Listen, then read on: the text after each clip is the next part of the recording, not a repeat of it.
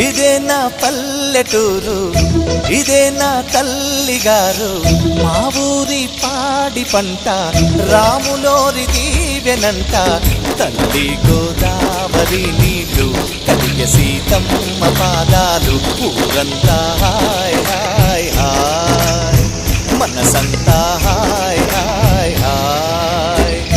ఇదే నా పల్లెటూరు, ఇదే నా తల్లిగారు. మా ఊరి పాడి పంట రాములోరి దీవెనంట.